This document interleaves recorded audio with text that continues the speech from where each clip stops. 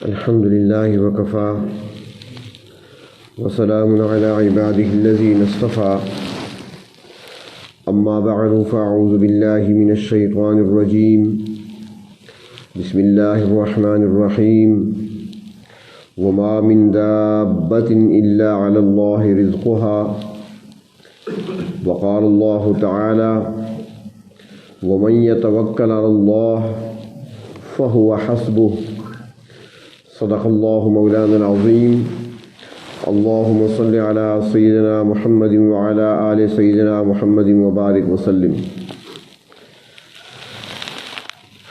آپ کو یاد ہوگا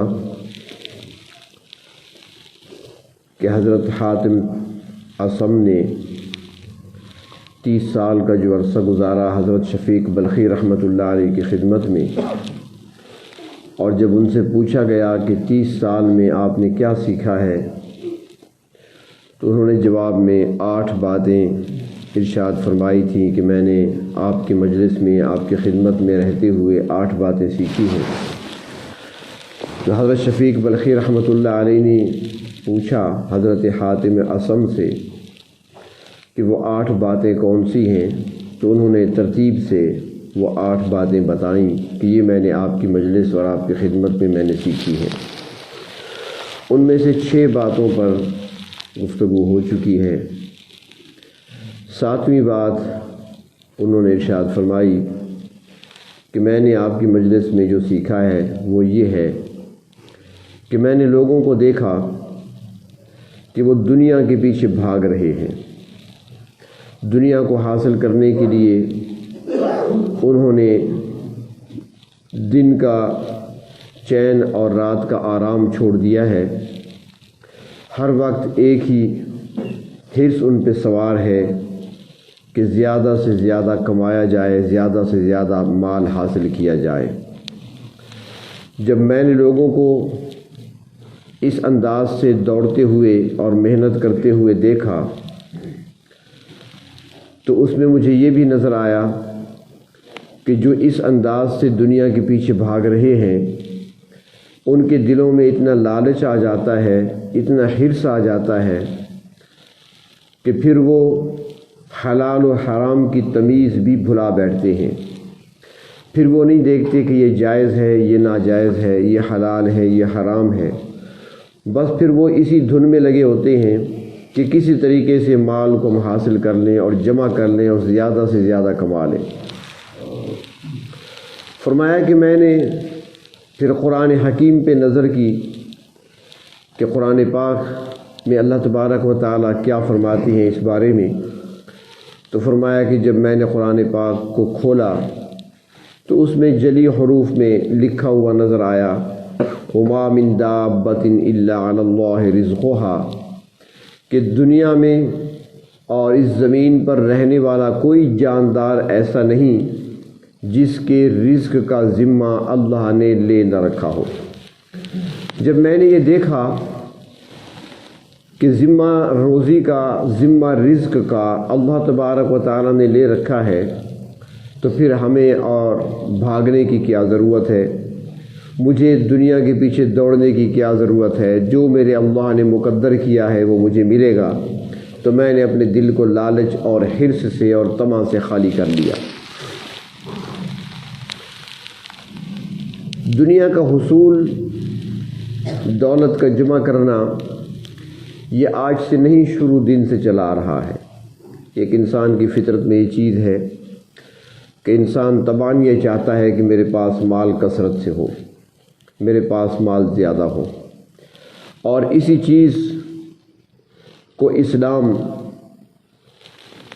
دور کرنا چاہتا ہے انسانوں کے دلوں سے کہ حرص اور لالچ نہیں ہونا چاہیے۔ مال کی زیادتی بری نہیں ہے، کسی کو اگر اللہ نے دیا ہے جتنا جس کا مقدر ہے وہ اسی کو ملتا ہے، کسی کو کم کسی کو زیادہ، لیکن یہ سوچ جو ہے کہ ہم نے ہر چیز جو حاصل کرنی ہے وہ ہم مال کے ذریعے سے ہی حاصل کر سکتے ہیں، اس سوچ کو اور اس فکر کو اسلام نے باطل قرار دیا ہے اور دل و دماغ سے اس سوچ کو مٹانے کا حکم بھی دیا ہے اور اس کے لیے ایسے اسباب اختیار کرنے کا حکم دیا ہے کہ تاکہ دل و دماغ پر یہ چیز سوار نہ ہو جائے اور انسان کو صرف دنیا کا غم نہ لگ جائے کہ ہر وقت بس یہی غم ہو، یہی فکر ہو۔ کیونکہ ہم دیکھتے ہیں دنیا میں کہ ہر چیز مال و دولت سے حاصل نہیں ہو سکتی۔ انسان اگر مال و دولت جمع کر لے اور وہ اس مال کے ذریعے سے بڑی اچھی چیزیں خرید سکتا ہے، مثال کے طور پر مال کے ذریعے سے، دولت کے ذریعے سے انسان بستر خرید سکتا ہے، اپنے لیے اچھا پلنگ خرید سکتا ہے، اپنے لیے نرم گدا خرید سکتا ہے، لیکن پیسوں کے ذریعے سے نیند نہیں خریدی جا سکتی۔ پیسوں کے ذریعے سے انسان اپنی راحت کے سامان اکٹھے کر سکتا ہے، اپنے لیے اچھا مکان، اچھی سواری وہ حاصل کر سکتا ہے، لیکن پیسوں کے ذریعے سے سکون نہیں خریدا جا سکتا۔ آج کتنے مالدار ہیں، کتنے مالدار ہیں، لیکن آج سکون کی دولت سے خالی ہیں، سکون کے لیے گولیاں کھا کر وہ گزارا چلاتے ہیں اپنا۔ تو اس لیے مال و دولت سے ہر چیز خریدی بھی نہیں جا سکتی، اور یہ دنیا اور دنیا کی چیزیں یہ ایسی چیزیں ہیں کہ یہ بندے کو اللہ تبارک و تعالی سے دور کر دیتی ہیں۔ حضرت سلطان باہو رحمۃ اللہ علیہ وہ ایک جگہ فرماتے ہیں کہ دین اور دنیا یہ دونوں سگی بہنیں ہیں، دین اور دنیا سگی بہنیں ہیں۔ فرمایا جس طرح دو سگی بہنیں بیک وقت ایک شخص کے نکاح میں نہیں آ سکتی، اسی طرح دین اور دنیا دونوں یہ بیک وقت کسی مسلمان کے دل میں جمع نہیں ہو سکتی۔ دین ہوگا تو دنیا کی محبت نہیں ہوگی، اور دنیا کی محبت دل میں اتر جائے گی، پھر دین کی محبت نکل جائے گی تو باقی نہیں رہے گی۔ تو اس لیے اس سے محبت کرنے سے روکا گیا ہے۔ ضرورت ہے اور اس کو ضرورت کے تحت رکھنا۔ مثال کے طور پر جیسے کشتی ہے، کشتی پانی میں تیرتی ہے، کشتی کے لیے پانی کا ہونا ضروری ہے، اس کی ضرورت ہے۔ کشتی نہ روڈوں پر چل سکتی ہے، نہ سڑکوں پہ چل سکتی ہے، نہ موٹر وے پہ چلتی ہے، نہ ریگستان میں چل سکتی ہے، اس کے لیے پانی کا ہونا ضروری ہے، ضرورت ہے اس کی۔ لیکن کشتی کے لیے پانی اس وقت تک مفید ہے جب تک وہ پانی باہر رہے گا، اور اگر وہی پانی کشتی کے اندر آ جائے تو کشتی ڈوب جاتی ہے۔ تو اسی طرح دنیا اور دنیا کا ساز و سامان، دنیا کی چیزیں ہماری ضرورت ہیں، یہ اس وقت تک ہمارے لیے مفید اور کارآمد ہے جب یہ باہر رہے۔ جب یہ دل کی کشتی میں اترنے لگ جائے تو پھر انسان ڈوب جاتا ہے۔ تو اس ڈوبنے سے اسلام نے روکا ہے کہ آپ کہیں ڈوب نہ جائیں، اس کے اندر دل کے اندر نہیں آنی چاہیے محبت دنیا کی۔ ضرورت ہے اور ضرورت کے تحت اس کو استعمال کرنا چاہیے، لیکن جب انسان جاتا ہے سب کچھ چھوڑ کے جاتا ہے، اپنے ساتھ کچھ لے کر نہیں جاتا۔ وہ کسی نے کہا ہے نا کہ اجڑ گیا وہ باغ جس کے لاکھ مالی تھے، سکندر جب گیا دنیا سے دونوں ہاتھ خالی تھے۔ اتنے بڑے بڑے بادشاہ بھی خالی ہاتھ گئے، نہ ان کے ساتھ کوئی بیٹھ گیا وہاں پر، نہ کوئی گدا بچھایا گیا قبر میں، وہی قبر ملی ہے، اسی مٹی کے فرش پہ لٹایا گیا انہیں۔ تو اس لیے دنیا کی محبت میں دیوانگی کے ساتھ دوڑنا اسی بیوقوفی سے تعبیر کیا گیا ہے۔ اور حضرت حاتم اسم فرماتی ہے میں نے لوگوں کو ایسا کرتے دیکھا، تو پھر میں نے جب قرآن پاک پہ نظر کی تو وہاں نظر آیا وما من دابۃ الا علی اللہ رزقها، تو روزی کا ذمہ تو اللہ نے دے رکھا ہے، ہر جاندار تک روزی پہنچانا۔ رزق، اور رزق کیا ہے؟ رزق کے اندر ساری چیزیں آتی ہیں، رزق میں کھانا بھی ہے، رزق کے اندر آپ کا لباس بھی ہے، رزق کے اندر آپ کی ضروریات کی ساری چیزیں شامل ہیں، کہ روزی کا ذمہ اللہ نے دے رکھا ہے۔ کسی کو جھونپڑے میں سلایا ہے، کسی کو کمرے میں سلایا ہے، کسی کو برآمدے میں سلایا ہے، کسی کو حال میں سلایا ہے، اللہ تعالیٰ تقسیم کر رکھی ہے۔ تو سونے کی جگہ بھی ہر ایک کو ملتی ہے، لباس بھی ہر ایک کو ملتا ہے، کھانا بھی ہر ایک کو ملتا ہے، اور جس کے لیے جو مقدر کیا ہے وہی ملے گا، اس سے زیادہ نہیں ملے گا۔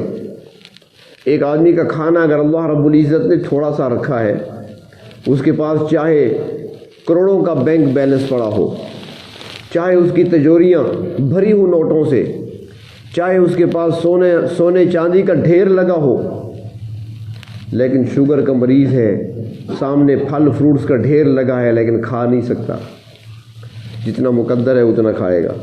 ڈاکٹر نے منع کر دیا, آپ نے پلاؤ نہیں کھانا, آپ نے گوشت نہیں کھانا, آپ نے فلاں چیز نہیں کھانی, فلاں چیز نہیں کھانی.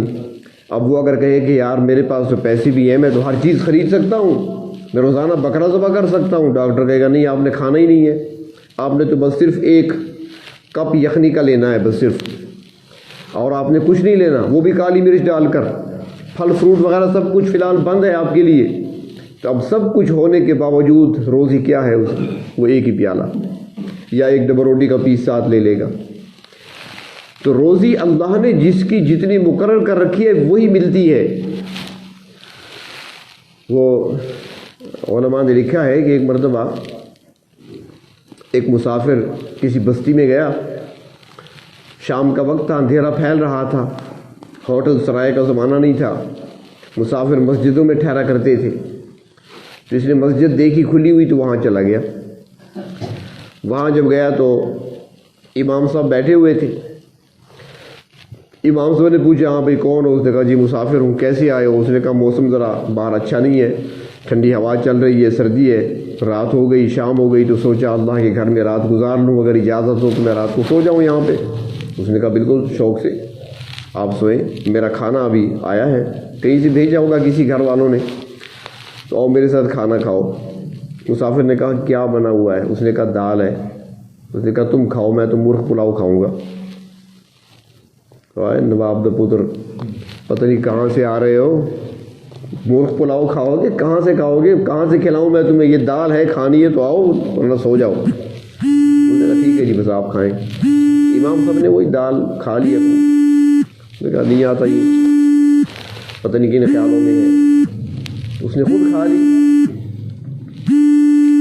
کچھ دیر گزری, امام صاحب نے کھانا کھا لیا, فارغ ہو گئے, برتن سائڈ پہ رکھ دیے, تو ایک خاتون آ گئی. خاتون آئی اور وہ خاتون ایسی تھی کہ اس نے نظر مانی ہوئی تھی. اس کا بیٹا گیا تھا تجارت کے لیے اور وقت ذرا زیادہ لگ گیا تھا. 1 مہینے کے لیے گیا تھا, 1.5 مہینہ گزر گیا, 2 مہینے گزر گئے تھے. اب اس زمانے میں موبائل فون تو تھے نہیں, نہ کوئی رابطہ تھا, وہ کہاں ہوگا, کس حال میں ہوگا. تو اس خاتون نے نظر مانی تھی, منت مانی تھی کہ میرے پروردگار جس دن میرا بیٹا آئے گا اسی دن میں مرغ پلاؤ بنا کر کسی کو کھلاؤں گی. اب قسمت کی بات ہے, بیٹا اس کا شام کو آ گیا. اس نے کہا میری تو نظر ہے, میں نے آج ہی پوری کرنی ہے. میں نے کہا یہ تھا, کیونکہ نظر, یہ مطلب ہی سمجھ لیں, نظر ماننا یہ پسندیدہ کام نہیں ہے. نظر ماننا, منت ماننا یہ پسندیدہ عمل نہیں ہے. اسلام نے اس کو پسند نہیں کیا, اس لیے کہ شرط ہے اللہ میرا یہ کام ہوگا تو میں آپ کے نام پہ اتنا دوں گا. اللہ کے نام پہ تو ویسے دیں, شرط لگانے کی کیا ضرورت ہے. تو یہ پسندیدہ عمل نہیں ہے. لیکن جس نے نظر مان لی ہے اس کا پورا کرنا واجب ہے. اگر نہیں پورا کرے گا پھر گناہ گار ہوگا, بشرط یہ کہ جائز مانی ہو, ناجائز نہ ہو. پچھلے دنوں کسی خاتون نے مسئلہ پوچھا تھا کہ میں نے ایک نظر مانی تھی 1 سال روزے رکھنے کی.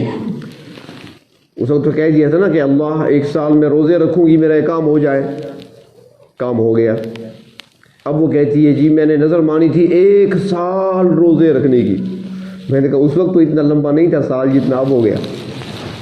اس وقت تو شارٹ کٹ تھا, 1 سال روزے رکھوں گی. اب 1 سال اب لمبا لگ رہا ہے تمہیں, اب رکھنے پڑیں گے اور کوئی صورت نہیں. اس نے کہا کسی اور سے رکھوا سکتی ہوں؟ میں نے کہا جی ہاں, یہ مولوی آپ کے لیے ہیں, فیس دے دو, میرے لیے روزے رکھو. کون رکھتا ہے روزے؟ وہ جو ختم پڑھتے ہیں تمہارے لیے وہ بھی ایسے ہوتے ہیں. آپ کہیں ان سے کہ میرے لیے ختم پڑھنا ہے میرے والد صاحب کی سال ثواب, جی پڑھ لیں گے. 2 گھنٹے بعد فون کریں, کہے گا جی پڑھ لیا, ہو گیا, پیسے بھیج دو. کیا پڑھتے ہیں؟ 3 مرتبہ سورۃ اخلاص پڑھ کر بھیج دیتے ہیں, بس پڑھ لیا ہم نے, ختم. 3 پارے نہیں پڑھتے, وہ 3 آیتیں پڑھتے ہیں. 30 پاروں کی بجائے 3 آیتیں. تو بہر طور نظر ماننا پسندیدہ عمل نہیں ہے, لیکن مان لی ہے اور جائز ہے تو اس کا پورا کرنا پھر واجب ہے, اس کو ضرور پورا کرنا. تو اس نے, عورت نے نظر مانی تھی کہ مرغ ذبح کروں گی, چاول بناؤں گی اور میں کسی کو کھلاؤں گی مستحق کو. اب وہ شام کو پہنچا تو نظر تھی, اس نے اسی وقت مرغ ذبح کرایا اور پکانے میں دیر ہو گئی, رات ہو گئی. اب اس نے کہا اس وقت مستحق کہاں سے تلاش کروں؟ چلو امام صاحب تو ہیں نا مسجد کے, اس سے بڑا مستحق کون ہو سکتا ہے؟ انہوں نے خود ہی ذہن بنایا ہوتا ہے نا کہ ہم سے بڑا مستحق کوئی نہیں ہے۔ اگر آپ کو اپنے خواب میں والد کو دیکھیں ننگے پاؤں پھر رہا ہے تو جوتے ہمیں لا دو، پہنیں گے مولوی صاحب، پہنچیں گے وہاں پہ۔ والد صاحب کو دیکھا اس کی قمیض پھٹی ہوئی تھی تو مولوی صاحب کہتے ہیں قمیض بنا کر میرے پاس لے آؤ، سلواؤں گا میں خود، فیس آپ دینا۔ خیر اب تو یہ کچھ کم ہو رہا ہے، لیکن پہلے زمانے میں زیادہ تھا۔ ہر ہفتے امام صاحب کوئی نہ کوئی خواب دیکھتے تھے، کسی کے پاؤں، کسی کے والد ننگے پاؤں ہوتے تھے اور کسی کا بدن ننگا ہوتا تھا، اور پھر اس ذریعے سے سوٹ آ جاتے تھے ان کے پاس۔ اور جو بھی گھر میں چیز پکاؤ پہلے درود دیا کرو، لفظ سنا ہے کبھی؟ ہمارے پاس ڈر کی وجہ سے کوئی نہیں لاتے، میرے محلے دار بیٹھے ہیں، پوچھو کبھی کوئی لایا پلیٹ میرے پاس؟ نہیں لاتے، پتہ ہے انہیں۔ درود دینا ہے بھائی، کیسے درود دینا ہے؟ پہلی پلیٹ بھر کر مولوی صاحب کے پاس، پہلے وہ خوشبو سونگے گا، اس میں سے کچھ چکھے گا، پھر پڑھ کر پھونک مار دے گا، پھر جا کر دیگ میں ڈالیں گے، برکت آ گئی۔ کوئی جھوٹا ڈال دیا، اللہ کے بندے، برکت کہاں سے آئی؟ یہ ساری ایسی باتیں ہیں۔ ہاتھ اٹھا کر دعا مانگو، جو مانگنی ہے آپ نے ہاتھ اٹھا کر مانگو، یہ کیا ہے؟ تو باہر طور اگر بھیجنا بھی ہے تو واپس نہ لو۔ اور ایک میں عمل بتا دوں کہ یہ کہاں سے لیا ہے۔ میرا مزاج بھی ذرا ایسے جستجو والا ہے نا، میں بھی تلاش کرتا رہتا ہوں، جب احادیث کا مطالعہ کرتے ہیں نا تو میں توجہ ہوتی ہے اس طرف کہ آخر یہ کہاں سے نقطہ انہوں نے نکالا ہے، یہ درود دینے کا نسخہ کہاں سے نکلا۔ اگر کوئی کہے تو پھر اس میں حدیث پیش کر سکیں، تو حدیث میں سناتا ہوں آپ۔ حدیث شریف میں آتا ہے کہ مدینہ منورہ میں جب کوئی نیا پھل آتا تھا اور وہاں پر کھجور زیادہ تھا، زیادہ تر کھجور تھی وہاں پہ، جب باغ میں نیا پھل آتا تھا اور پہلی بار اتارتے تھے تو پہلی بار اترا ہوا پھل مارکیٹ نہیں جاتا تھا، گھر نہیں لے جاتے تھے، بلکہ وہ سیدھا نبی اکرم صلی اللہ علیہ وسلم کی خدمت میں لے آتے تھے، اور آپ صلی اللہ علیہ وسلم اس پھل کو دیکھ کر دعا فرماتے تھے۔ آپ کی دعا کیا ہوتی تھی؟ اللہم بارک لنا فی اسمارنا، اللہم بارک لنا فی مدینتنا وفی ساعنا وفی مدنا، اللہ ہمارے شہر میں برکت عطا فرما، ہمارے پھلوں میں برکت عطا فرما، ہمارے صاع اور مد یہ پیمانے ہیں، وزن یعنی کلو آدھا کلو جس طرح ہوتا ہے ان کے پیمانے تھے، ان میں برکتیں عطا فرما، آپ دعا فرماتے تھے۔ اس کے بعد آپ صلی اللہ علیہ وسلم کسی چھوٹے بچے کو دیکھ کر اس کو دے دیتے تھے، ہاں بھائی لے جاؤ کھاؤ۔ تو نہ خود کھاتے تھے، نہ صحابہ کو کھلاتے تھے، نہ واپس بھیجتے تھے کہ ہاں دیگ میں ڈال دو۔ انہوں نے اس میں سے یہ طریقہ نکال لیا۔ اب مولوی صاحب بچوں کو کھلائے گا؟ کیا خیال ہے آپ کا؟ آپ بھیج دیں اسے، ہاں بھائی پلیٹ تو آ گئی سامنے، خوشبو بھی آپ نے سونگھ لی ہے، بچوں کو کھلا دو۔ اب بڑا مشکل ہے، کھلائے گا تو اپنے بچے کو یہ بھیجے گا، گھر بھیج دے گا، یہ ہو سکتا ہے۔ باہر تو یہ رسومات ہیں ساری ہماری بنی ہوئی اپنی۔ تو میں عرض یہ کر رہا تھا کہ نظر ماننا پسندیدہ عمل نہیں ہے، لیکن نظر مان لی ہے تو پورا کرنا واجب ہے۔ اس عورت نے نظر مانی تھی، بیٹا اس کا شام کو آیا، اسی وقت مرغ ذبح کیا، پلاؤ بنایا، مرغ پلاؤ، مسجد لے آئی، امام صاحب کو دے دوں۔ جب آئی مسجد میں، امام صاحب تو اس وقت دال سے پیٹ بھر چکے تھے، جب اس نے آواز دی دروازے پہ کھڑے ہو کر، امام صاحب آ گئے، ہاں جی کیا ہے؟ اس نے کہا جی میں نظر مانی تھی، میرا بیٹا آئے گا تو میں مرغ پلاؤ بناؤں گی، ابھی میں نے بنایا ہے، دیر تو ہو گئی، آپ نے شاید کھانا کھا بھی لیا ہوگا، دیر ہو گئی، لیکن میں نے نظر پوری کرنی تھی، پوری کر لی ہے، بنا کر لائی ہوں۔ امام صاحب نے کہا ٹھیک ہے، آپ ٹھیک جگہ پہ لائی ہیں، یہ میرا نہیں ہے، اس کا ہے جو انتظار کر رہا ہے، جس نے آتے ہی کہا تھا میں نے دال نہیں کھانی، میں نے مرغ پلاؤ کھانا ہے، لے کر آئے، اس کے سامنے رکھ دیا کہ جو تم نے مانگا تھا وہی اللہ نے بھیج دیا۔ تو رزق اللہ کے ذمہ ہے، روزی اللہ نے دینی ہے، اسباب خود بنتے ہیں، پھر راستے اللہ تعالیٰ خود نکالتے ہیں۔ تو حضرت حاتم اصم کہنے لگے حضرت شفیق بلخی رحمۃ اللہ علیہ سے کہ ساتویں بات میں نے یہ دیکھی، لوگوں کو بھاگتے اور دوڑتے ہوئے دیکھا دنیا کے پیچھے، اور سب کچھ بلا دیا، نہ دن کو دیکھا، نہ رات کو دیکھا، نہ صبح دیکھی، نہ شام دیکھا، اپنے آپ کو بھول گئے، اپنے رب کو بھول گئے، نہ نماز کی طرف دھیان ہے، نہ اللہ کے ذکر کی طرف دھیان ہے، بس ایک ہی دھن سر پہ سوار ہے کہ میں نے نوٹ جمع کرنے ہیں، بس کمانا ہے، میں نے کمانا ہے، صبح سے شام تک، شام سے صبح تک، دن رات یہی فکر۔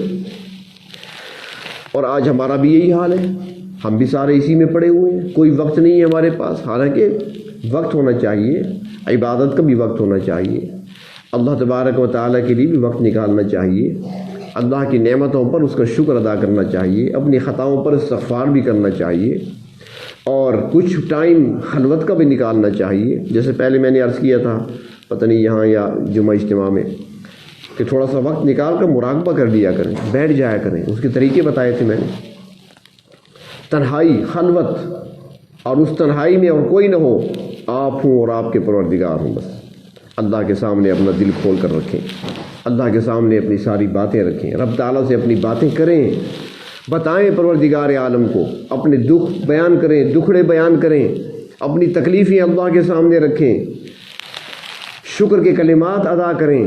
اللہ تعالیٰ تو جلدی راضی ہوتی ہیں۔ حدیث شریف میں آتا ہے کہ اللہ تبارک و تعالیٰ راضی ہوتے ہیں کس بات پر؟ کہ جو کھانے پر اور پانی پینے پر اللہ کا شکر ادا کر لے۔ الحمدللہ کا جملہ آپ نے کہہ دیا، رب تعالیٰ خوش ہو جاتے ہیں، جلدی خوش ہوتے ہیں۔ تو تنہائی میں جا کر اپنے رب کے سامنے اپنے راز کی باتیں رکھیں، اللہ سے بیان کریں، پھر وہاں سے اللہ تعالیٰ سے مدد لیں۔ ہر وقت ایک ہی دھن سوار ہونا، تو حضرت حاتم اعصم فرماتے ہیں جب میں نے دیکھا تو قرآن پاک میں تو یہ نظر آیا کہ ذمہ اللہ نے خود لیا ہوا ہے، تو میں نے حرص لالچ طمع کو چھوڑ دیا، میں نے دنیا کے پیچھے بھاگنا چھوڑ دیا، کیونکہ دنیا ایک ایسی بری چیز ہے۔ اور یہ بھی عرض کروں کہ دنیا صرف مال و دولت کا نام نہیں ہے۔ علماء نے لکھا ہے، صوفیاء حضرات فرماتی ہیں کہ دنیا صرف مال و دولت نہیں، بلکہ دنیا میں ہر وہ چیز آتی ہے جو بندے کو رب سے جدا کرنے والی ہو، ہر وہ چیز جو بندے کو اپنی طرف مشغول کر لے اور بندہ اپنے رب سے غافل ہو جائے۔ اور یہ بھی فرماتی ہیں حضرات کہ ہاروت و ماروت جادوگر تھے، جس کا ذکر قرآن حکیم میں آیا ہے۔ ہاروت و ماروت سورۃ بقرہ میں اس کا ذکر ہے، دوسرے پارے میں۔ تو ہاروت و ماروت جادو کیا کرتے تھے۔ فرماتے ہیں کہ دنیا یہ ہاروت و ماروت سے بھی بڑی جادوگرنی ہے، ان سے بھی زیادہ۔ فرماتے ہیں وہ کیوں؟ کہ اس لیے کہ ہاروت و ماروت جادو کے ذریعے سے کیا کرتے تھے؟ یفرقون بین المرء و زوجہ، وہ میاں بیوی کے درمیان جدائی ڈالتے تھے۔ فرمایا کہ ہاروت و ماروت جادو کے ذریعے میاں بیوی کو جدا کر دیتے تھے، اور دنیا وہ جادوگرنی ہے جو بندے کو رب سے جدا کر دیتی ہے۔ تو اس لیے ہر وہ چیز جو بندے کو اللہ کی یاد سے غافل کرنے والی ہو، اس کو دنیا کہا جاتا ہے۔ تو بہر طور اللہ تبارک و تعالیٰ نے چونکہ خود ذمہ لیا ہوا ہے روزی کا، تو فرماتی ہیں حضرت حاتم کہ اس دن سے میں نے دنیا کا لالچ، حرص اور طمع چھوڑ دیا ہے، کہ جو میرے رب نے میرا مقدر کیا ہے وہ مجھے ملے گا، اس کے لیے میں نے مشقت کرنی ہے، وہ تھوڑی مشقت میں زیادہ برکت عطا فرمائیں گے۔ اور فرمایا کہ 8ویں چیز میں نے آپ کی مجلس میں، آپ کی خدمت میں رہ کر یہ سیکھی ہے کہ میں نے لوگوں کو دیکھا کہ وہ ایک دوسرے پر بڑا بھروسہ کرتے ہیں، ایک دوسروں پر بڑا اعتماد کرتے ہیں۔ حالانکہ میں نے دیکھا کہ جس پر بھروسہ کرتے ہیں اس کی بھی ہماری جیسے 2 آنکھیں ہیں، 2 ٹانگیں ہیں، 2 ہاتھ ہیں، ایک زبان ہے، ہماری طرح کا انسان ہے، اس پر بھروسہ کرتے ہیں کہ اس انسان کے ساتھ میرا تعلق بن جائے نا تھوڑا بہت، تو میرے سارے کام ہو جائیں گے۔ آج کل بھی کہا جاتا ہے نا، کسی کی رسائی اگر ہو، اگر نہیں ہے تو وہ چاہتا ہے کہ میرا کسی MNA کے ساتھ، MPA کے ساتھ، کسی بڑی آدمی کے ساتھ، دنیا دار کے ساتھ میرا تعلق بن جائے تو بس میرا کام بن جائے گا، میری ساری ضرورتیں پوری ہو جائیں گی۔ مسجد کے متولی ہوں یا امام مسجد ہوں، وہ بھی یہ چاہتے ہیں کسی دنیا دار بندے کے ساتھ تعلق بن جائے نا، ضرورتیں پوری ہوگی، میری بھی پوری ہوں گی، مسجد کی پوری ہوگی، UPS کا مسئلہ بھی حل ہوگا، بیٹری ختم ہوئی فون کر دیا، ہاں جی چاہیے، بیٹری بھیج دے گا۔ تو یعنی ایک دوسرے پر اعتماد کرنا، ایک دوسرے پر بھروسہ کرنا۔ فرمایا میں نے دیکھا کہ لوگ دوسرے انسانوں پر بڑا بھروسہ کرتے ہیں، اعتماد کرتے ہیں۔ تو میں نے کہا میں کس پر بھروسہ کروں؟ تو فرماتے ہیں کہ میں نے پھر قرآن پاک کو دیکھا، تو قرآن پاک میں مجھے آیت نظر آ گئی، وَمَن يَتَوَكَّلْ عَلَى اللَّهِ فَهُوَ حَسْبُهُ، کہ جو اللہ پر بھروسہ کر لیتا ہے، جو اللہ پر اعتماد کر لیتا ہے، اللہ تعالیٰ اس کے لیے کافی ہو جاتے ہیں۔ اور دنیا والے تو یہ ہے کہ کسی کے ذمہ آپ نے کام لگایا، بڑا مشکل کام تھا آپ کا، آپ بڑی مشکل میں تھے، اس کے ذمہ لگا دیا، اس نے بھی حامی بھر لی، جی میں کروں گا، چند دن گزر گئے، کام نہیں ہوا، آپ پریشان ہوئے، آپ پھر چلے گئے، وہ کیا کہے گا؟ او میں تو بھول گیا تھا، مجھے یاد نہیں رہا تھا۔ حضرت حاتم فرماتی ہیں کہ اس ذات پر بھروسہ کیوں نہ کریں جو کبھی بھولتے نہیں ہیں۔ اللہ تعالیٰ کبھی نہیں بھولتے۔ بندہ جب بھی دعا کر لیتا ہے، مانگ لیتا ہے، انسان بعض اوقات دعائیں کر کے بھول جاتا ہے، پروردگار عالم بھولتے نہیں ہیں، اپنے وقت پر قبولیت کی نشانی دکھا دیتے ہیں، اپنے وقت پر ہی وہ چیز عطا کر دیتے ہیں جو بندے نے کبھی مانگی ہوتی ہے، بندہ بھول جاتا ہے مانگ کر۔ تو فرمایا کہ جب میں نے یہ دیکھا قرآن پاک میں کہ جو اللہ رب العزت پر بھروسہ کر لیتا ہے، توکل کر لیتا ہے، تو پھر پروردگار عالم اس کے لیے کافی ہو جاتے ہیں، یعنی اللہ تعالیٰ پھر اسے کسی اور کا محتاج نہیں بننے دیتے، اس کی ضرورتوں کو اللہ تعالیٰ خود ہی پورا فرماتے ہیں، جو بھی ضرورت ہوتی ہے اللہ تعالیٰ پوری کر دیتی ہے، جب بھی کوئی پریشانی ہوتی ہے تو اللہ تبارک و تعالیٰ خود ہی اس کو دور کر دیتی ہیں، جب بھی کوئی آزمائش آتی ہے تو اللہ تعالیٰ اس سے نکلنے کا راستہ اس کے لیے خود ہی بنا دیتے ہیں۔ تو فرمایا تو میں پھر مخلوق پر اعتماد کرنے کے بجائے پروردگار عالم پر اعتماد کیوں نہ کروں، میں اس ذات پر بھروسہ کیوں نہ کروں کہ جو ہر وقت میرا ساتھ بھی دے اور میری ہر ضرورت میں، ہر پریشانی میں، ہر مشکل میں مجھے بھلائے نہیں بلکہ مجھے یاد رکھے۔ اللہ تعالیٰ تو ہمیں یاد رکھتے ہیں، ہم بھول جاتے ہیں۔ پہلے لوگوں کی نظر تو کہیں اور ہوا کرتی تھی، ہر بات پر، ہر جملے پر۔ وہ فرماتے ہیں کہ اللہ والے بیٹھے ہوئے تھے، روٹی کا ٹکڑا مل گیا کہیں سے، ایسے بھی تھے جن کو کبھی کبھی روٹی کا ٹکڑا نصیب ہوا کرتا تھا۔ ام المومنین حضرت عائشہ صدیقہ رضی اللہ تعالی عنہا، ایک مرتبہ کسی نے پوچھا ان سے نبی اکرم صلی اللہ علیہ وسلم کے کھانے سے متعلق، تو ام المومنین حضرت عائشہ صدیقہ رضی اللہ تعالی عنہا فرمانے لگیں کہ جب بھی مجھے وہ وقت یاد آتا ہے مجھے رونا آتا ہے، اور اس وقت بھی رونے لگیں کہ نبی اکرم صلی اللہ علیہ وسلم نے زندگی میں کبھی بھی 2 وقت کا کھانا پیٹ بھر کر نہیں کھایا، کبھی بھی۔ اور ایک حدیث شریف میں آتا ہے، ام المومنین حضرت عائشہ صدیقہ رضی اللہ تعالی عنہا فرماتی ہیں کہ آپ صلی اللہ علیہ وسلم گھر میں تشریف لاتے اور پوچھتے عائشہ کچھ ہے کھانے کو؟ صبح کے وقت اشراق کے بعد مسجد سے تشریف لاتے تو پوچھتے غدا، دوپہر کا کھانا جسے کہتے ہیں، صبح کا کھانا کچھ کھانے کو ہے؟ فرماتی کچھ نہیں ہے۔ فرماتی خیر ہے کوئی بات نہیں، میں نے ویسے بھی روزے کا ارادہ کیا ہوا تھا۔ روزہ ہے، روزانہ یہ معمول رہتا ہے، ایک دن کی بات نہیں۔ فرماتی ہے کہ ایک مرتبہ آپ تشریف لائے، آپ کے پوچھنے سے پہلے میں نے عرض کر دیا کہ آج تو کہیں سے ہدیہ آیا ہوا ہے۔ آپ نے فرمایا وہ کیا ہے؟ تو میں نے عرض کیا کہ وہ کھجور کا ملیدہ ہے، کھجور کو بناتے ہیں اب بھی عرب کے اندر، تو ملیدہ سا بنا لیتی ہیں، گٹھیاں نکال لیتی ہیں اور سب کو پیس کر اکٹھا حلوے سا بن جاتا ہے۔ تو فرمایا کہ کھجور کا ملیدہ۔ آپ نے فرمایا عائشہ ارادہ تو تھا روزے کا لیکن چلو لے آؤ۔ کیوں؟ فرمایا کہ کئی دنوں سے کچھ کھایا نہیں تھا، ہم 3 وقت کھاتے ہیں، پیٹ بھر کر کھاتے ہیں، کبھی شکر کے کلمات ادا نہیں کیے ہم۔ اس پر بھی ہم سوچ رہے ہیں کہ ہم کتنا ادا کرتے ہیں شکر اپنے پروردگار کا، کتنی نعمتیں مل رہی ہیں۔ ان کو کیا ملتا تھا؟ کسی نے سوال کیا تھا کہ کیا نبی اکرم صلی اللہ علیہ وسلم نے کبھی کھانا کھایا تھا، چپاتی کبھی کھائی ہے؟ تو جواب دیا گیا کہ آپ صلی اللہ علیہ وسلم نے چپاتی کبھی نہیں کھائی، نرم روٹی جسے ہم مانا کہتے ہیں کبھی کھایا ہی نہیں۔ ایک مرتبہ 3 شہزادے، حضرت جعفر کے بیٹے تھے اور باقی 2 حضرات بھی تھے، وہ جاتی ہیں، ایک صحابیہ ہیں کافی عمر کی تھی، ان کے پاس گئے، سلام کیا اور کہنے لگے کہ نبی اکرم صلی اللہ علیہ وسلم کی جو غذا تھی نا، جو آپ پسند فرماتے تھے، آج آپ میں بنا کر کھلا دیں کیونکہ آپ کو تو سب معلوم ہے۔ وہ کہنے لگیں کہ جو غذا اللہ کے نبی صلی اللہ علیہ وسلم کو میسر تھی شاید کہ تم نہ کھا سکو۔ انہوں نے کہا نہیں ہم کھائیں گے، شوق سے آئے ہیں۔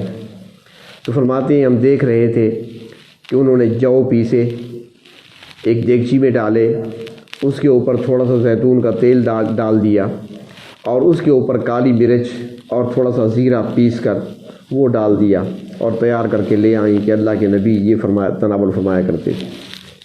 اب آپ بنا کر دیکھنے آپ کھا سکتے ہیں۔ کسی نے پوچھا تھا کہ اگر جو آٹا گوندا جاتا تھا جو کا آٹا ہوتا تھا اکثر، تو کیا چھننی تھی اس وقت، چھانا کرتے تھے جو کو؟ اب جو کے چھلکے تو آپ جانتے ہیں گندم میں اتنے نہیں ہوتے جتنے جو میں ہوتے ہیں، کیا چھانا کرتے تھے؟ جواب دیا نہیں، چھاننے کے لیے کچھ نہیں تھا، بس اس کو پھونک مارتے تھے، جو موٹے موٹے چھلکے ہوتے اڑ جاتے تھے، باقی کو گوندھ کر روٹی بنا لی جاتی تھی۔ اور ہم کتنا کھاتے ہیں، کتنے مزے کا کھاتے ہیں۔ تھوڑا سا اگر آٹا تھوڑا سا موٹا آ جائے تو گھر میں کیا ہوتا ہے، خواتین بھی کہتی ہیں پیسے حرام کرائیں، اٹا گنائیں، مال تو ان کو ہے کون ہی، روٹی توے تے نہیں مہندی۔ آپ بھی سنتے ہیں، ہم بھی سنتے ہیں گھروں میں۔ ذرا اس دور کو بھی سامنے لائیں کہ اللہ کے نبی کیسے کھانا کھایا کرتے تھے۔ کئی کئی دنوں تک گھر میں کچھ پکتا نہیں تھا، اور جب ہوتا تھا تو کبھی فرماتی ام المومنین کہ کبھی آپ نے 2 وقت پیٹ بھر کر کھانا ہی نہیں ہے، کھایا ہی نہیں ہے، کھانا ہوتا ہی نہیں تھا۔ تو میں عرض یہ کر رہا تھا کہ جو اللہ والے ہوتے ہیں ان کی نظر وہاں بھی ہوتی ہے۔ روٹی کا ٹکڑا ملا ایک اللہ والے کو، جو ہاتھ میں لے کر بیٹھے ہیں، آنکھوں میں آنسو ہیں، شکریہ کے آنسو، خوشی کے آنسو، بار بار کہہ رہے ہیں اللہ لاکھ لاکھ شکر ہے آپ کا، مجھے کھانا دے دیا، روٹی کا ٹکڑا دے دیا، بار بار کہتے رہے۔ تو کسی گزرنے والے نے اس سے کہا کہ بابا جی لوگ اتنی نعمتیں کھاتے ہیں، اتنا شکر ادا نہیں کرتے، ٹکڑا ملا ہے خشک ٹکڑا روٹی کا، اس پر اتنا شکر۔ فرمایا بیٹا اس لیے کہہ رہا ہوں کہ میرے پروردگار جب روزی تقسیم کر رہے تھے مجھ نالائق کو یاد تو رکھا ہے، بھلایا تو نہیں ہے، مجھے یاد رکھا میرے رب نے، ٹکڑا روٹی کا صحیح، خشک ٹکڑا صحیح، مجھے رزق کی تقسیم کے وقت میرے اللہ نے مجھے یاد رکھا ہے۔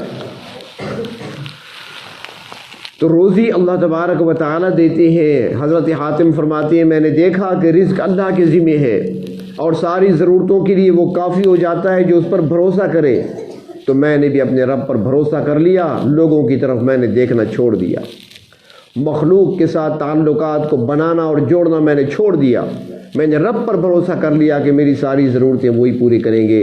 یہ 8 باتیں ہیں جو میں نے آپ سے سیکھی ہیں۔ میرے خیال میں 8 باتیں آپ بھی سن چکے ہیں، اور یہ 2 تو خیر ابھی سنائی ہیں جو باقی پہلے سنائی جا چکی ہیں، امید ہے یاد نہیں ہوگی، بلکہ یقین کامل سے کہا جا سکتا ہے کہ یاد نہیں ہوگی آپ سے۔ چلو وہ آپ کو دہرا دیتے ہیں۔ فرمایا تھا جب حضرت شفیق بلخی رحمۃ اللہ علیہ نے پوچھا تھا حضرت حاتم اصم سے کہ 30 سال کا عرصہ میری خدمت میں رہے ہو، تم نے کیا سیکھا ہے؟ انہوں نے فرمایا تھا کہ 8 باتیں۔ پہلی بات فرمایا کہ میں نے لوگوں کو دیکھا کہ ہر کوئی کسی نہ کسی سے محبت کرتا ہے، ہر ایک کا کوئی نہ کوئی محبوب ہوتا ہے، لیکن جب میں نے دیکھا تو ہر ایک کا محبوب فانی ہے، ہر ایک کا محبوب دھوکہ دینے والا ہے، ہر ایک کا محبوب جھوٹ بولنے والا ہے، ہر ایک کا محبوب روٹھنے والا ہے۔ تو میں نے دیکھا کوئی ایسا محبوب ہو جو نہ مجھے کبھی دھوکہ دے، جو نہ مجھ سے کبھی جھوٹ بولے، جو نہ مجھے کبھی تنہا چھوڑے، جو ہر وقت میرا ساتھ دے۔ دنیا کے جتنے محبوب ہیں لوگوں کے وہ صرف دنیا تک ہی محدود ہیں، اگر کسی میں زیادہ وفا ہوتی ہے تو وہ قبر تک ساتھ دیتا ہے۔ مجھے تلاش تھی ایسے محبوب کی جو قبر میں بھی ساتھ ہو، حشر میں بھی ساتھ ہو۔ تو پھر میرے دل نے فیصلہ کیا کہ وہ محبوب حقیقی اللہ کی ذات ہو سکتی ہے۔ تو میں نے دنیا کی ساری محبتوں کو دل سے نکال کر اپنے رب سے محبت کر لی ہے کہ جو حشر میں بھی ساتھ ہوگا اور قبر میں بھی ساتھ ہوگا۔ دوسری بات انہوں نے فرمایا کہ میں نے لوگوں کو دیکھا کہ لوگ خواہشات کے پیچھے دوڑتے چلے جا رہے ہیں۔ ہر ایک کی خواہش ہے، ہر ایک کی خواہشات ہیں، ایک نہیں کئی کئی خواہشیں ہیں، کسی کی پوری ہوتی ہیں کسی کی پوری نہیں ہوتی۔ کوئی وہ ہیں جن کی کبھی پوری نہیں ہوتی۔ وہ کسی نے کہا ہے نا کہ تمنا وہ تمنا ہے جو مر کر بھی نہ پوری ہو، جو دل ہی دل میں رہ جائے اسے ارمان کہتے ہیں۔ ہمارے پاس تمنائیں بھی کافی ہیں اور ارمان بھی کافی ہیں، لیکن پورے کبھی ہوتے ہیں کبھی نہیں ہوتے، اور خواہشیں تو ایسی ہیں کہ ہر خواہش پہ دم نکلے۔ لیکن پوری نہیں ہوتی. دنیا میں خواہشیں پوری نہیں ہوتی. خواہشات پوری کرنے کی جگہ جنت اللہ نے بنائی ہے. ما تشتہی انفسکم، جو چاہو گے وہی ملے گا. دنیا میں ایسا نہیں ہوگا. تو فرمایا کہ لوگ خواہشات کے پیچھے دوڑتے ہوئے میں نے دیکھے، خواہشات کے پیچھے بھاگ رہا ہے ہر شخص. لیکن اللہ تبارک و تعالیٰ نے فرمایا کہ اما من خاف مقام ربہ ونہى النفس عن الہوى فإن الجنة هی المأوى، کہ جس نے اپنے خواہشات کو چھوڑ دیا اور اپنے رب کے سامنے کھڑے ہونے سے ڈر گیا، فرمایا اس کے لیے جنتیں ہیں، اس کے لیے باغات اور انعامات ہیں. تو میں نے دنیاوی خواہشات کو چھوڑ کر ان جنتوں کے لیے تیاری کرنا شروع کر دی. فرماتے ہیں کہ تیسری چیز میں نے یہ دیکھی کہ انسان مال کو روک کر رکھتا ہے، جمع کرنے کی کوشش کرتا ہے. جو آئے بس جمع رہے میرے پاس، اتنے ہو گئے اتنے ہو گئے اتنے ہو گئے، بس گنتا رہتا ہے، جمع کرتا رہتا ہے. تو میں نے قرآن پاک پہ نظر کی تو وہاں پہ نظر آیا ما عندکم ینفد، جو تمہارے پاس ہے جتنا بھی سنبھال کر رکھو یہ فنا ہونے والا ہے.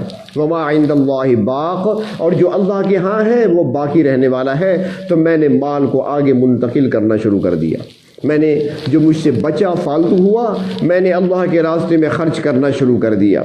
اور فرماتی ہے کہ میں نے چوتھی چیز یہ دیکھی کہ لوگ عزت حاصل کرنے کے لیے مختلف چیزیں تلاش کرتے ہیں. کوئی چاہتا ہے کہ مال زیادہ جمع ہوگا تو عزت ہوگی، کوئی کہتا ہے میں کسی پر ظلم کروں گا تو عزت ہوگی، کوئی کہتا ہے میں مونچھیں بڑھاؤں گا تو میری عزت ہوگی، کوئی روب داب قائم کر کے اپنی عزت حاصل کرنا چاہتا ہے. تو میں نے قرآن پاک میں دیکھا، وہاں پہ نظر آیا ان اکرمکم عند اللہ اتقاکم، کہ عزت تقوی کے اندر ہے. جس نے تقوی کو اختیار کر لیا اسی نے عزت پا لی. دنیا کے اندر بھی وہ معزز ہے اور آخرت میں بھی وہ عزتیں حاصل کرے گا. فرماتے ہیں کہ میں نے پانچویں چیز یہ دیکھی کہ دنیا کے جتنے بندے، ہر بندے کو میں نے دیکھا کہ وہ دوسرے بندے کی مذمت کرتا ہے، اس کی برائی بیان کرتا ہے، اس کے ساتھ حسد کرتا ہے. اس کو عزت کیوں ملی، اس کو مال کیوں ملا، اس کو اچھی سواری کیوں ملی، اس کو اچھا مکان کیوں ملا. تو انسانوں کے اندر میں نے حسد کو دیکھا، میں نے انسانوں کے اندر برائی کو دیکھا. تو پھر میں نے جب دیکھا تو اللہ تبارک و تعالی فرماتے ہیں کہ نحن قسمنا بینہم معیشتہم، کہ تم کیوں حسد کرتے ہو، یہ معیشت کی تقسیم تو ہم نے کی ہے. کسی کو زیادہ دیا ہے، کسی کو کم دیا ہے، کسی کو گاڑی دی ہے، کسی کو جہاز دیا، کسی کو کوئی سواری دی، کسی کو پیدل چلا دیا، کسی کو بنگلہ کوٹھی دی، کسی کو جھونپڑا دے دیا. فرمائے تقسیم تو ہماری ہے. فرماتے ہیں جب میں نے دیکھا جب تقسیم اللہ کی ہے تو مجھے دوسروں کے ساتھ حسد کرنے کی کیا ضرورت ہے، دوسروں کی برائی بیان کرنے کی کیا ضرورت ہے، اور دوسروں کے ساتھ دوسروں کی مذمت بیان کرنے کی کیا ضرورت ہے. تو میں نے اپنے دل کو، اپنے سینے کو حسد، کینے، بغض اور نفرت سے پاک اور صاف کر لیا. اور فرمایا کہ چھٹی چیز میں نے یہ دیکھی کہ ہر شخص دوسرے سے عداوت رکھتا ہے، دشمنی رکھتا ہے. جب میں نے عداوتوں کو دیکھا، میں نے بغض اور کینہ پھیلا ہوا دیکھا تو میں نے قرآن حکیم پہ نظر کی تو وہاں پر اللہ تبارک و تعالیٰ کا قول نظر آیا. اللہ تعالیٰ فرماتے ہیں کہ ان الشیطان لکم عدو، کہ شیطان تمہارا دشمن ہے. فاتخذوہ عدوا، اگر تم نے عداوت رکھنی ہے تو شیطان سے عداوت رکھو، دشمنی شیطان سے رکھو. تو میں نے باقی بندوں سے، مخلوق سے عداوت کو چھوڑ دیا، شیطان کو اپنا دشمن میں نے بنا لیا. اور ساتویں چیز وہ آپ نے ارشاد فرمائی کہ میں نے دیکھا لوگ دنیا اور مال اکٹھا کرنے کے لیے دوڑ دھوپ کر رہے ہیں، دن رات ایک کر رکھا ہے. تو میں نے دیکھا اللہ تعالیٰ فرماتے ہیں کہ روزی ہم دیتی ہیں، ذمہ ہم نے لے رکھا ہے ہر جاندار کا. تو میں نے دنیا کے پیچھے دوڑنا بھاگنا چھوڑ دیا. مشقت بقدر ضرورت تو کرتا ہوں، حد سے زیادہ مشقت کرنا میں نے چھوڑ دیا ہے. اور فرمایا کہ آٹھویں چیز میں نے یہ دیکھی لوگوں کے اندر کہ وہ ایک دوسرے پر بھروسہ کرتے ہیں لیکن وہ بھروسہ نامکمل ہوتا ہے، ناقابل اعتماد ہوتا ہے. تو میں نے دیکھا اللہ تعالیٰ فرماتے ہیں کہ جو مجھ پہ بھروسہ کرے گا میں اس کے لیے کافی ہو جاؤں گا. تو میں نے مخلوق سے اپنے اعتماد کو ہٹا کر اپنا اعتماد اپنے رب کے ساتھ جوڑ دیا ہے. جب یہ 8 باتیں سنا دیں، حضرت شفیق بلخی رحمۃ اللہ علیہ نے سن لی تو فرمایا کہ تم نے ٹھیک کہا تھا، یہی 8 باتیں ہیں جس کی تعلیم اللہ نے تورات میں بھی دی ہے، زبور میں بھی دی ہے، انجیل میں بھی دی ہے، اور قرآن حکیم میں بھی ان کی تعلیمات موجود ہیں۔ یہ 8 وہ سنہری اصول ہیں اے حاتم جو تم نے سیکھے ہیں۔ اگر کوئی انسان اس پر عمل پیرا ہو جائے اور ان چیزوں کو، ان باتوں کو سینے سے لگا لے، سمجھ لے، اس پر عمل شروع کر دے، اس کی دنیا بھی پرسکون گزرے گی، دنیا کی زندگی، اور آخرت میں بھی وہ ہمیشہ کے لیے راحت پا جائے گا۔ اللہ تبارک و تعالی ہمیں بھی ان 8 سنہری اصولوں پر عمل کرنے کی توفیق